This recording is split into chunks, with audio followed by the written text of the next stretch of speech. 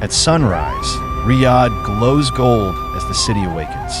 Skyscrapers gleam beside quiet villas where a Filipina nanny hums a lullaby while brushing a child's hair. Her gentle touch speaks of mornings like this across thousands of Saudi homes.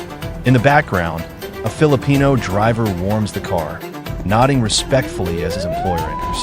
In hospitals, Filipino nurses check charts, comfort patients, and move with quiet efficiency, like invisible pillars holding daily life together.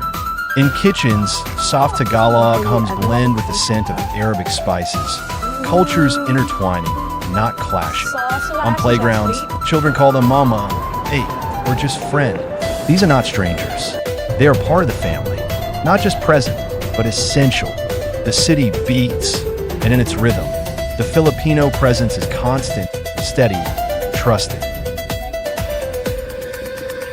Even in the most private moments, they are there, guarding, nurturing, never intruding. A Filipina caregiver whispers Quranic verses beside her employer's hospital bed, her voice shaking but steady. A young Saudi girl clutches a bracelet her nanny gave her before leaving for vacation, promising to come back. In distant farms, Filipino foremen manage harvests under the scorching sun, their loyalty etched in sweat. At sea, Filipino engineers keep oil rigs humming, isolated for months, but reliable as sunrise. One Saudi executive, once stranded in a storm, still recalls how his Filipino assistant stayed through the night, refusing to leave. They aren't thanked enough, but they don't ask to be. Their reward is trust. Not the kind that comes from contracts, but the kind that builds across years, meals, tears.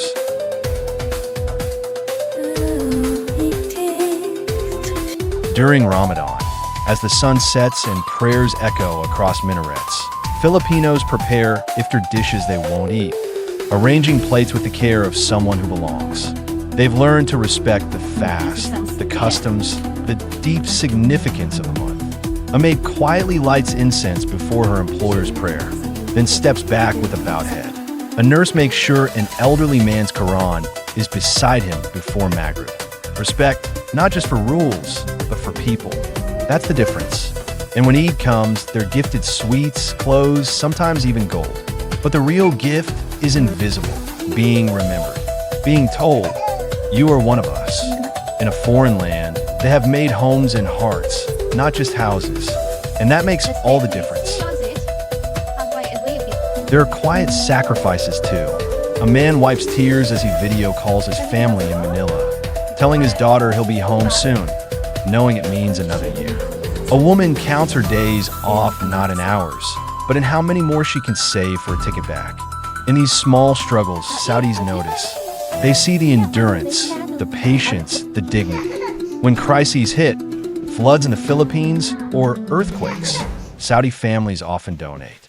Not out of duty, but out of care. Because by now, these helpers have become sisters, brothers, titas. In one house, a boy refuses to sleep until his Filipina nanny kisses him goodnight. In another, a driver's absence is felt like a missing heartbeat.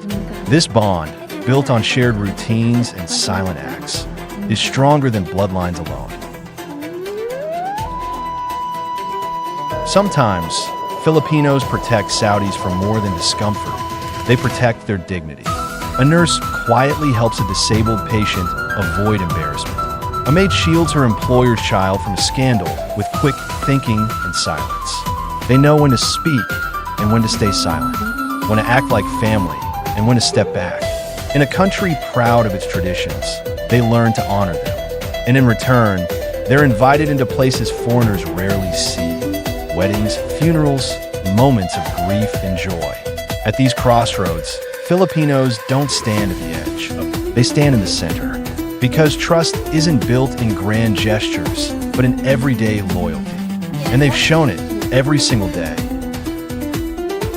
In border towns and deserts, Filipino workers keep the lights on, literally. Electricians, mechanics, and technicians troubleshoot massive infrastructure at 50 degrees Celsius heat, never complaining. A Saudi pilot once said, "My crew doesn't run without my Filipino technician. He's my eyes and ears." In schools, Filipino teachers guide young minds with discipline and grace. In embassies, Filipino staff speak fluent Arabic, bridging gaps between cultures with humor and heart. These are not isolated stories. They're a living truth. Across the kingdom, their excellence is not the exception. It's the standard. And so Saudis trust them not out of convenience, but because time has tested them, and they've never faltered. They deliver and they care. That rare combination is what sets them apart.